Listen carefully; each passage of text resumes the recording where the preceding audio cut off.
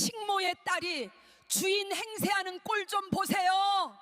제가 호텔 연찬회장에서 마이크를 잡고 던진 첫 마디였습니다.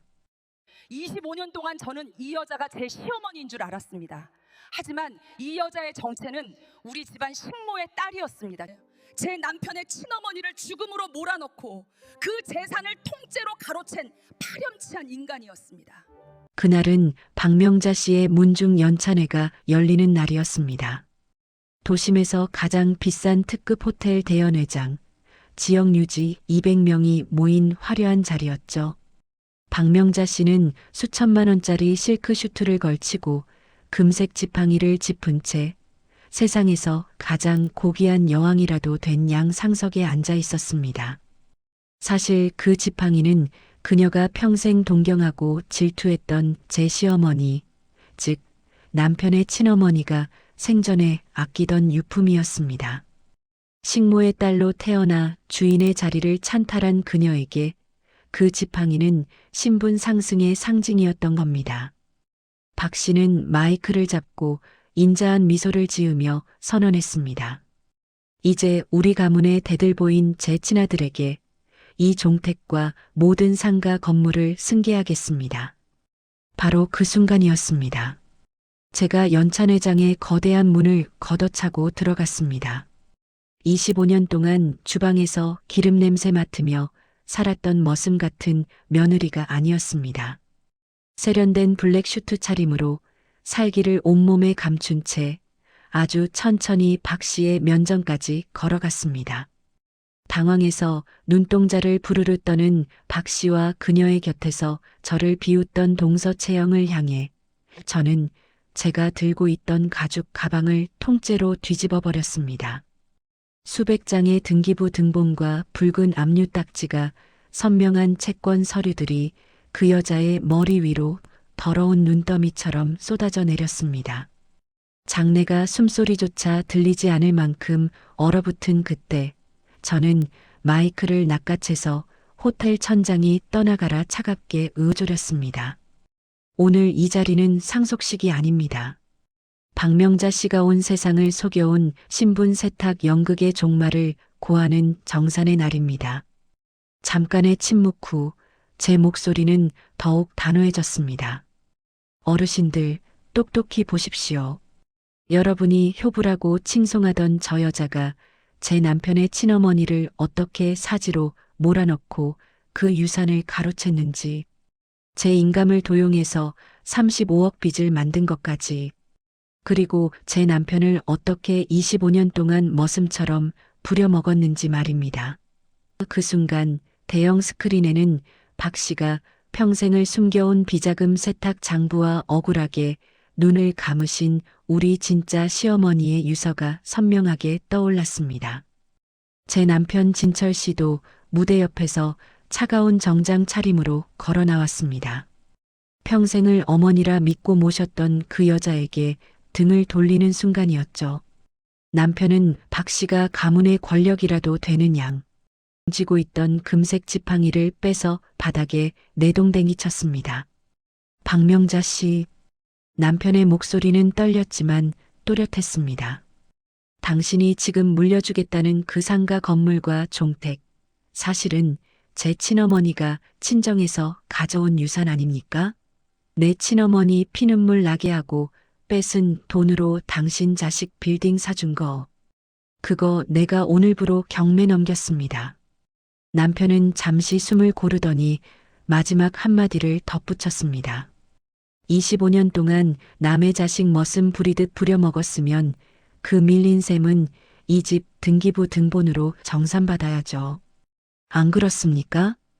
본인이 뿌린 서류 더미에 발이 미끄러진 박 씨는 그만 화려한 케이크 테이블 위로 처박혔습니다.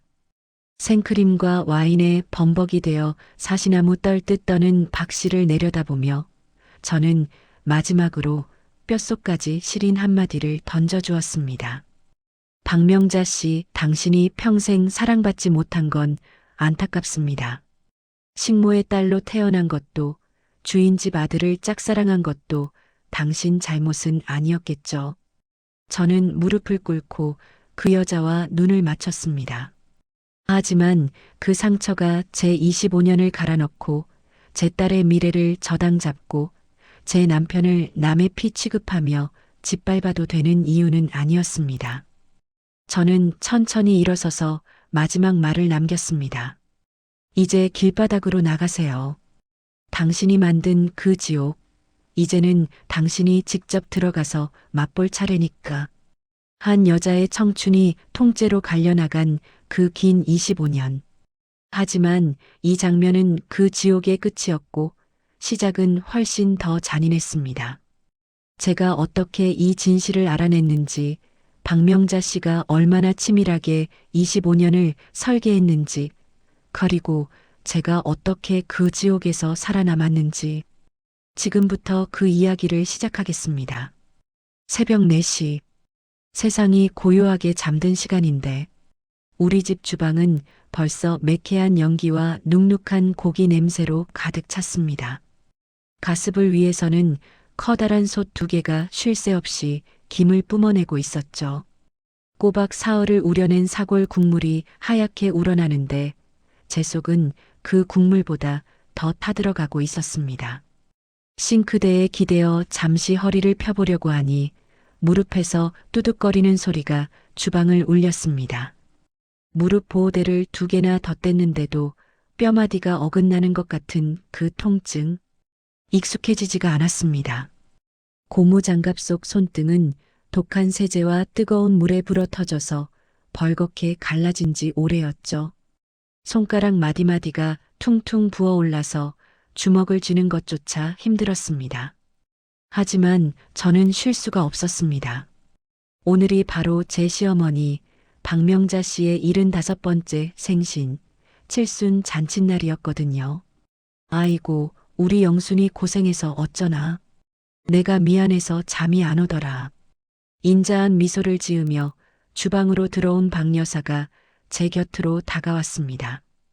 그러더니 제 부러터진 손을 자기 손으로 감싸쥐고는 천천히 문질러 주더군요. 그 손길이 어찌나 다정하고 따뜻한지.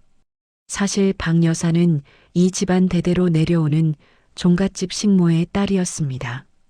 평생 주인집 아씨였던 제 친시어머니를 남몰래 흠모하고 질투하며 그 그림자처럼 살았던 여자였죠. 친어머니가 돌아가시고 그 자리를 차지한 뒤 그녀는 평생을 바쳐 진짜 안주인 행세를 해왔습니다. 그녀에게 제 헌신은 자신이 그토록 증오했던 전처의 품위를 대신 증명해주는 도구였을 겁니다. 영순아. 박 여사의 목소리는 꿀처럼 달았습니다. 너 시집와서 25년 동안 이 집구석 위에서 고생한 거 내가 왜 모르겠니? 제사며 집안 대소사며 내 손 안 거친 게 하나도 없는데 내 아들 진철이가 밖으로만 돌 때도 내가 마음 붙이고 의지할 사람은 너 하나뿐이었다.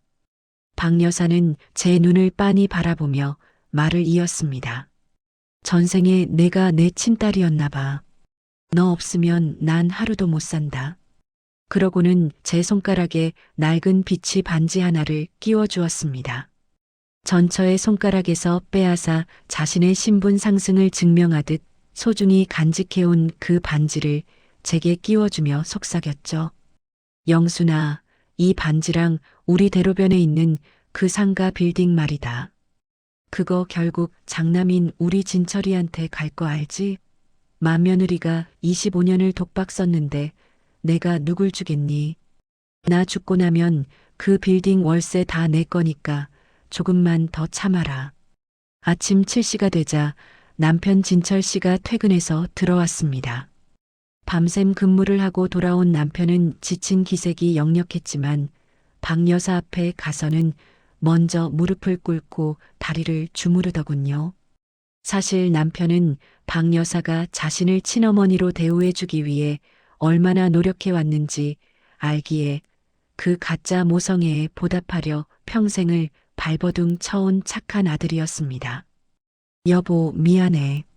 남편이 주방에서 땀을 뻘뻘 흘리는 저를 보고 조용히 다가와 어깨를 주물러 주었습니다.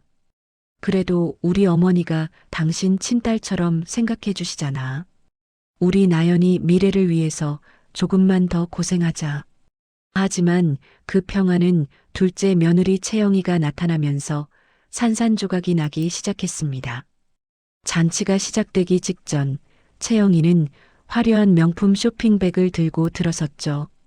채영이는 결혼 전 요리 경합대회에서 제가 항상 1위를 차지할 때마다 제 뒤에서 2위를 하며 입술을 깨물던 전적이 있었습니다.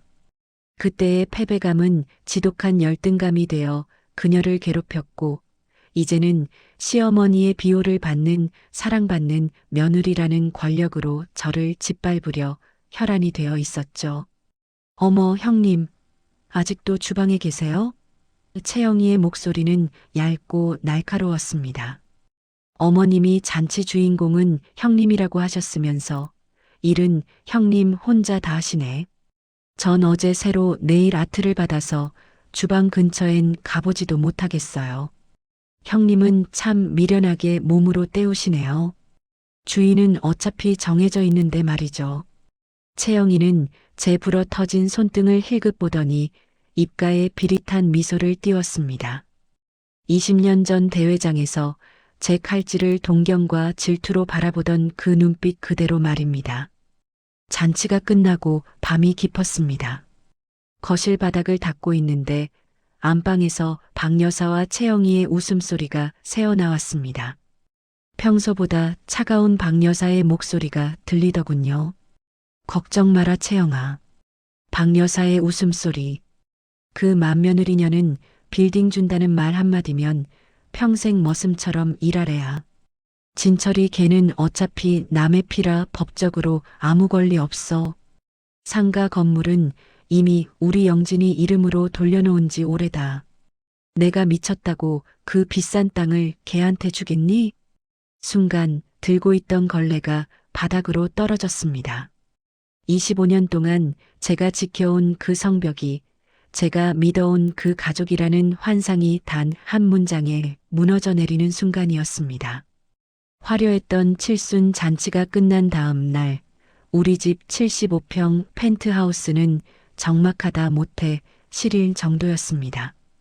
손님들이 남기고 간 음식 찌꺼기와 산더미 같은 설거지감은 오로지 제 몫이었죠.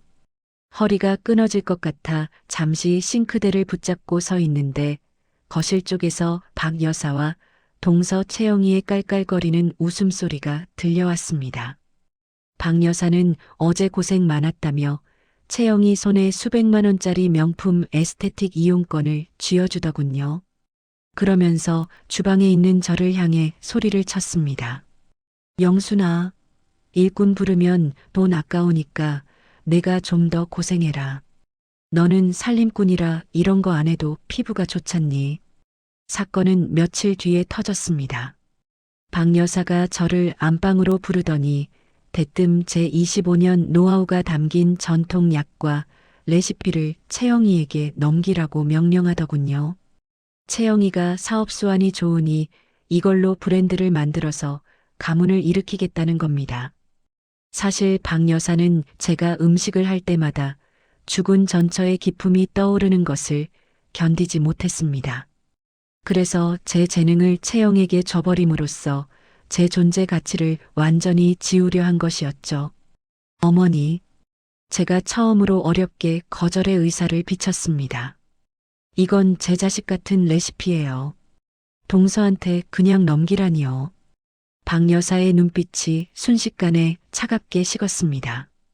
영순아, 장남인 진철이에게 빌딩을 물려주려면 가문 전체가 살아야 한다. 너 하나 욕심 때문에 집안 앞길 막을 거니? 결국 저는 또 그놈의 빌딩이라는 미끼에 걸려 제 영혼 같은 레시피를 채영에게 바치고 말았습니다. 채영은 제 레시피를 가로채 명인 타이틀을 달고 TV에 출연하며 저를 비웃었습니다. 형님, 20년 전 대회 때 기억나세요? 그때 제가 형님 뒤에서 울면서 다짐했거든요. 언젠가 형님의 그 모든 걸 내가 다 뺏어오겠다고. 이제야 제 주인을 찾은 기분이라 참 좋네요. 그런데 그건 시작에 불과했습니다. 안방 금고를 열었을 때 제 인감도장과 신분증이 사라진 걸 발견했습니다. 박 여사에게 묻자 그녀는 차를 마시며 태연하게 대답했습니다. 아, 그거 둘째 영진이가 사업 부지가 급하다고 해서 내 이름으로 법인 하나 세우는 데 썼다. 큰 며느리인 내가 가문을 위해 이름 좀 빌려주는 게 뭐가 그리 대수라고 유난이니 부랴부랴 알아본 결과는 지옥이었습니다. 제 이름으로 세워진 그 회사는 둘째 서방님의 도박빚을 세탁하기 위한 종이 회사였고 저는 수십억대 대출의 주채무자가 되어 있었습니다. 남편 진철 씨도 이 사실을 알고 분노했습니다. 어머니, 어떻게 우리 영순이한테 이럴 수 있습니까? 하지만 박 여사의 반응은 더 잔인했습니다. 남의 집 자식 걷어서 대학 보내고 장가 보내줬더니 이제 와서 애미를 범죄자 취급해? 그녀는 남편의 출생을 무기로 정신적인 고문을 가했습니다. 식모의 딸로서 주인의 아들인 진철을 굴복시키는 것, 그것이 박 씨가 평생 갈망해온 신분 역전의 쾌락이었을 겁니다. 그날 밤 남편은 거실 바닥에 주저앉아 꺽꺽거리며 울었습니다. 가장 결정적인 타격은 제 딸 나연이의 문제였습니다. 나연이를 유학 보내려고 10년 동안 제가 파출부위까지 해가며 몰래 모아온 적금마저 박 여사가 둘째네 대출 담보로 묶어버린 사실을 알게 됐습니다. 딸의 미래까지 시댁의 빚잔치에 저당 잡혔다는 사실을 확인한 순간 제 머릿속에 번쩍하고 불이 켜졌습니다. 아, 이 집안은 가족이 아니라 괴물들이구나. 여기서 나가지 않으면 우리 나연이와 내 인생은 정말 끝이 나겠구나. 저는 주방 구석에서 조용히 녹음기를 켰습니다. 안방에서 박 여사와 채영이의 웃음 섞인 대화가 흘러나오더군요. 걱정 마라 채영아. 영순이 그년 이름으로 된 빚만 남기고 우린 해외로 뜨면 그만이다. 걔네가 뭘 알겠니? 죽을 때까지 빌딩 줄 거라는 말만 믿고 설거지나 할 멍청한 것들인데. 그 차가운 목소리를 녹음기에 담으며 저는 제 25년의 인내를 끝냈습니다. 이제는 슬프지도 않았습니다. 오직 차갑고 단단한 복수의 칼날만이 제 가슴 속에 남았습니다. 주방 구석에서 숨을 죽인 채 남편 진철 씨와 함께 그 녹음기 버튼을 눌렀습니다. 스피커 너머로 흘러나오는 박 여사의 목소리는 제가 25년 동안 들어온 그 인자한 어머니의 음색이 아니었습니다. 소름 끼치도록 차갑고 비열한 낯선 괴물의 목소리였죠. 진철이 걔는 어차피 남의 피라 법적으로 아무 권리 없어. 박 여사의 웃음소리가 스피커를 통해 울렸습니다. 걔네가 뭘 알겠니? 죽을 때까지 빌딩 줄 거라는 말만 믿고 설거지나 할 멍청한 것들인데. 옆에 서 있던 남편의 숨소리가 거칠어지더니 이내 툭 하고 끊겼습니다. 평생을 어머니라고 믿고 식모의 딸이라는 이유로 문중에서 무시당할 때마다 앞장서서 그녀를 지켰던 남편이었습니다. 박 씨는 그런 아들의 효심을 비웃으며 뒤에서는 전처의 아들이라는 낙인을 찍어 칼을 휘두르고 있었던 겁니다. 남편은 아무 말도 하지 못하고 한참을 그 자리에 못 박힌 듯 서 있었습니다. 눈에는 핏발이 서고 입술은 파르르 떨리고 있었죠. 그날 밤부터 남편은 돌변했습니다. 무서울 정도로 침착해진 남편은 박 여사 몰래 본가 서재 깊숙한 곳을 뒤지기 시작했습니다. 그리고 며칠 뒤 남편은 먼지 쌓인 낡은 일기장과 서류 뭉치 하나를 제 앞에 내밀었습니다. 돌아가신 아버님이 남기신 기록이었죠. 여보, 이것 좀 봐요. 이게 진실이었어요. 남편의 손이 떨렸습니다. 그 안에는 우리 모두를 경악하게 만든 추악한 진실이 담겨 있었습니다. 박 여사가 지금 거드름을 피우며 앉아있는 그 종택 부지와 상가 빌딩들, 그게 사실은 박 여사의 재산이 아니었습니다. 5살 때 돌아가셨다던 남편의 친어머니가 친정에서 가져온 귀한 지참금과 유산이었던 겁니다. 박 여사는 전처가 남긴 그 막대한 재산을 홀랑 가로채고는 정작 그 주인인 진철 씨에게는 한 푼도 주지 않으려고 25년 동안 가짜 엄마 연극을 해온 도둑에 불과했습니다. 그녀는 평생 전처의 그림자에 갇혀 살았던 열등감을, 그 아들의 인생을 짓밟는 것으로 보상받으려 했던 겁니다. 저는 창고 구석에서 먼지 쌓인 친모의 유품 상자도 찾아냈습니다. 그 안에는 박 여사가 가로챘다던 친모의 폐물들과 함께 박 여사가 어린 남편을 구박하며 휘갈겨 쓴 비릿한 메모들이 가득했습니다.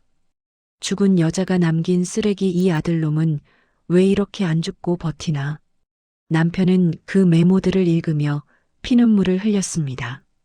이게 나를 키워준 은혜라고 믿었던 것들의 본 모습이었어요.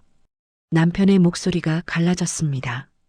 자신이 입고 자란 좋은 옷들이 사실은 친어머니의 목숨값으로 산 박 여사의 사치품이었다는 사실에 남편은 짐승처럼 울부짖었습니다. 그런데도 박 여사의 탐욕은 끝이 없었습니다. 우리가 모든 사실을 알아낸 줄도 모르고 그녀는 또다시 가식적인 미소를 지으며 제게 수십 장의 서류를 내밀더군요. 영수나 상속 서류니까 이름 옆에 도장만 찍으면 된다. 하지만 그 서류의 정체는 둘째 아들의 도박빚 수십억 원을 우리 부부에게 떠넘기는 채무 인수 계약서였습니다. 마지막 순간까지 우리를 벼랑 끝으로 밀어넣으려는 그 여자의 치밀함에 온몸의 털이 곤두섰습니다. 그때 동서 채영이가 번쩍거리는 외제차를 끌고 마당으로 들어오더니 저를 보고 비아냥거렸습니다. 형님, 어차피 쫓겨날 거면 곱게 나가세요. 어머님이 형님 이름으로 대출받은 돈 우리가 요긴하게 잘 썼거든요. 형님이 20년 전 대회 때 나한테 뺏어간 그 자존심 이제야 이 집 안방 차지하면서 다 돌려받네요. 채영의 눈에는 광기 어린 승리감이 서려 있었습니다. 며칠 밤낮을 잠도 못 자고 증거를 수집하던 저는 그만 주방에서 정신을 잃고 쓰러졌습니다. 그런데 그때 제 정신이 가물가물한 와중에 차가운 감촉이 느껴졌습니다. 박 여사가 쓰러진 저를 걱정하기는커녕 구두씨는 발로 제 어깨를 툭툭 치며 말하더군요. 야, 이명순. 엄살 피우지 말고 일어나서 저녁 손님상이나 차려.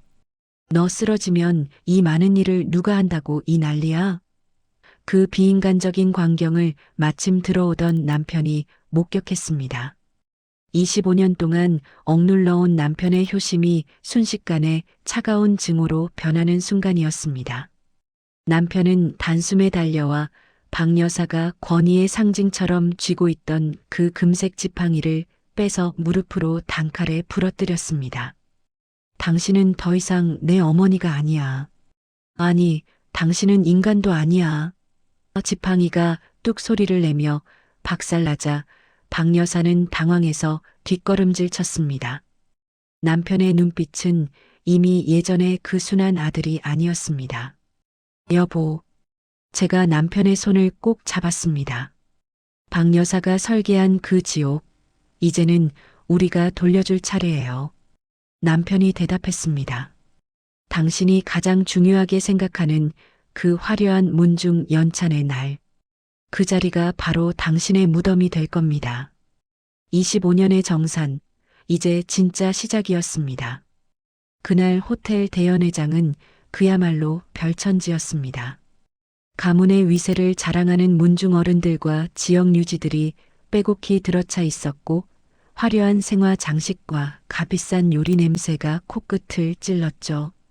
박명자 씨는 그 한복판에서 제 친시어머니의 유품인 금색 지팡이를 짚고 여왕이라도 된 양 기고만장하게 앉아 있었습니다. 식모의 딸이라는 비천한 과거를 지우고 이제는 이 가문의 진정한 지배자가 되었다는 오만한 확신이 그녀의 눈빛에 서려 있었죠. 박 씨는 마이크를 잡더니 특유의 그 가식적인 미소를 지으며 입을 열더군요. 오늘 이 자리에 와주신 모든 분들께 감사드립니다. 가문의 정통성을 잇는 것이 얼마나 중요한지 아시지요? 이제 우리 집안의 모든 권리를 제 친아들이자 정통을 잇는 둘째 영진이에게 승계하겠습니다. 그녀의 옆에서 동서채영은 제 레시피를 도용해 만든 화려한 디저트를 마치 자신의 창작물인 양 내보이며 승리감에 취해 있었습니다. 형님, 보셨죠? 이게 수준 차이예요. 채영이 제 귀에 대고 작게 속삭인 그 순간이었습니다. 제가 연회장의 육중한 문을 걷어차고 들어갔습니다. 25년 동안 주방에서 기름 냄새 맡으며 갈아온 그 섯을 펄은 도끼를 세련된 블랙 슈트 속에 감추고 말이죠. 제 곁에는 서늘한 눈빛으로 각성한 남편 진철 씨가 서 있었습니다. 박 씨의 얼굴은 당황과 분노로 일그러지기 시작했습니다. 어머니, 잔치가 아직 안 끝났는데 벌써 주인공을 정하시면 어떡합니까? 진짜 축하 영상은 지금부터인데요. 저는 미리 준비한 USB를 메인 스크린에 연결했습니다. 연회장 가득 화사한 음악 대신 주방 구석에서 녹음했던 박 씨의 그 소름 끼치도록 추악한 육성이 울려 퍼졌습니다. 진철이 걔는 어차피 남의 피라 법적으로 아무 권리 없어. 맏며느리녀는 빌딩 준다는 말 한마디면 평생 머슴처럼 일할 애니까 걔네 이름으로 빚만 남기고 우린 해외로 뜨면 그만이야. 비열한 웃음소리가 호텔 천장을 때리자 연회장은 발칵 뒤집혔습니다. 그 기세를 몰아 저는 가방 속의 서류들을 단상 위로 털어버렸습니다. 박 씨가 제 인감을 도용해 받은 수십억 대 대출 서류들과 붉은 딱지가 선명한 채권 서류들이 쏟아져 내렸습니다. 어르신들, 똑똑히 보십시오. 여러분이 효부라 칭송하던 저 여자가 제 인감을 도용해 가문의 재산을 빼돌리고 저와 제 남편을 나락으로 밀어 넣으려 했습니다. 이어 채영을 향해서도 일침을 가했습니다. 그리고 채영아, 20년 전 대회 때부터 지금까지 넌 단 한 번도 날 이긴 적이 없어. 내가 내놓은 저 요리들 전부 내 주방 노트 훔쳐서 만든 가짜잖아. 스크린에는 채영이 제 노트를 몰래 촬영하는 CCTV 영상이 선명하게 떠올랐습니다. 하지만 진짜 비수는 남편 진철 씨의 폭로였습니다. 박명자 씨, 당신이 지금 걸치고 있는 그 옷, 당신 자식 입에 들어가는 그 음식들. 사실은 제 친어머니의 목숨값 아닙니까?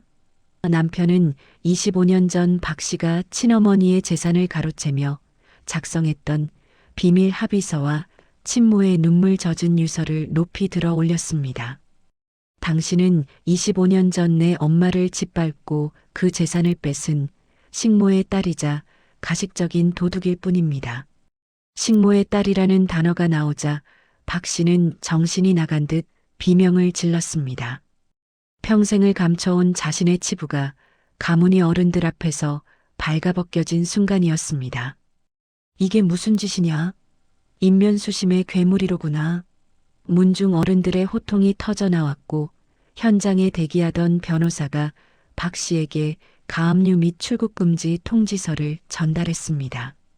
그때 박 씨가 금지옥 옆 아끼던 둘째 놈은 제 엄마를 챙기기는커녕 현금 가방만 챙겨 도망치려다 문중 청년들에게 붙잡혀 바닥을 굴렀습니다. 엄마, 나 모르는 일이야. 엄마가 시킨 거잖아.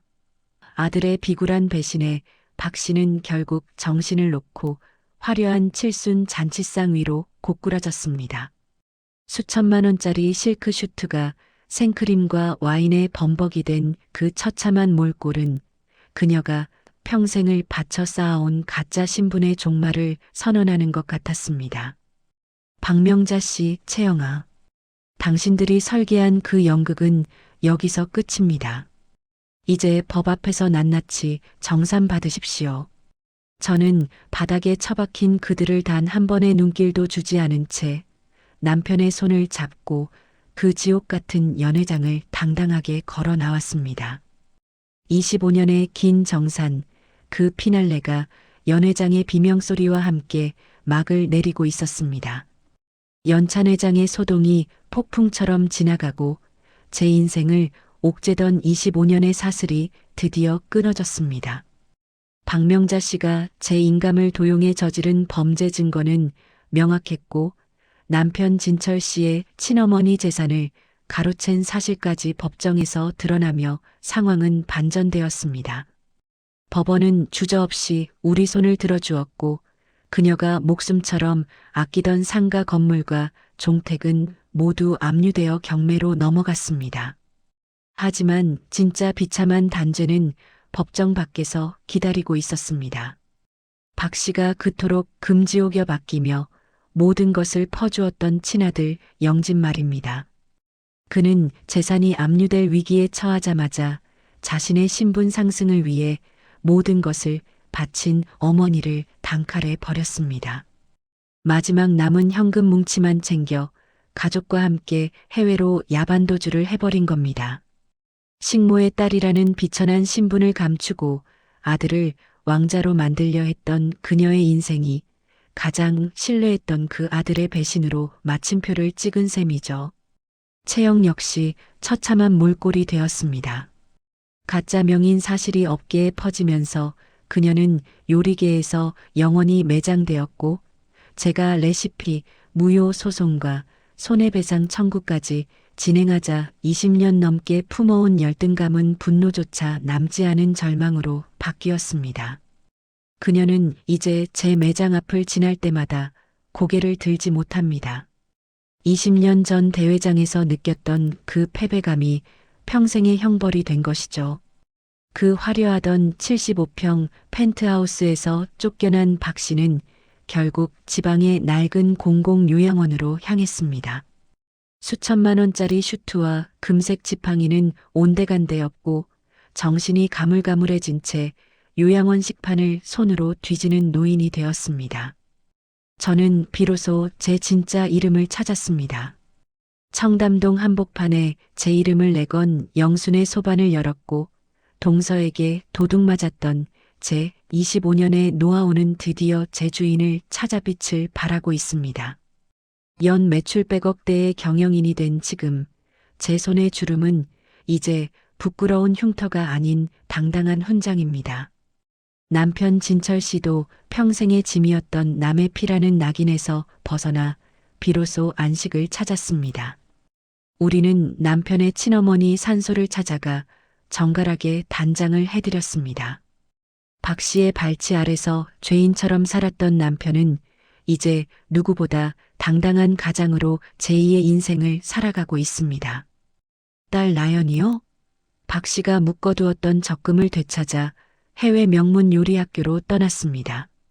엄마, 내가 엄마 이름 더 크게 빛낼게. 라고 웃으며 전화하는 딸을 보며 저는 비로소 진정한 해방을 느꼈습니다. 얼마 전 저는 박 씨가 있는 요양원을 마지막으로 찾았습니다. 초점 없는 눈으로 창밖만 보던 박 씨가 저를 보더니 가느다란 목소리로 헛소리를 하더군요. 어이 맏며느리. 잔치 손님들 오니까 얼른 가서 약과 좀 내와라. 너는 왜 그렇게 손이 느리니? 그녀는 자신이 승리했다고 믿었던 그 가짜 과거 속에 영원히 갇혀버린 겁니다. 그 여자를 보며 저는 아무런 대꾸도 하지 않았습니다. 화가 나지도 불쌍하지도 않았습니다. 그저 미련 없이 발길을 돌렸습니다. 저는 박 씨의 요양원비를 매달 익명으로 보내기로 했습니다. 이건 용서가 아닙니다. 25년 동안 머슴처럼 일했던 제 과거에 대한 마지막 정산이자 그녀가 평생 얻고 싶어 했던 전처 가문의 자비가 자신을 버린 아들이 아닌 자신이 괴롭힌 아들에 의해 주어지고 있다는 사실을 확인시켜주는 가장 비릿한 복수일 뿐입니다. 지금 저는 바다가 보이는 마당에서 남편과 차를 마시고 있습니다. 더 이상 누군가의 비위를 맞추지 않아도 되고 가짜 약속에 목매지 않아도 되는 이 평화가 얼마나 달콤한지 모릅니다. 여보, 우리 잘 견뎌냈어요. 남편의 손을 잡으며 저는 웃습니다. 25년의 긴 터널을 지나 비로소 제 인생의 태양을 마주한 이야기, 오늘 여기서 마칩니다. 여러분, 가족이라는 이름의 가스라이팅에 속지 마세요. 지금 당장 내 이름 석자를 지키며 당당하게 사는 것, 그것이야말로 당신이 남겨줄 수 있는 가장 위대한 유산입니다. 오늘도 당신의 이름으로 당당하게 사십시오. 감사합니다.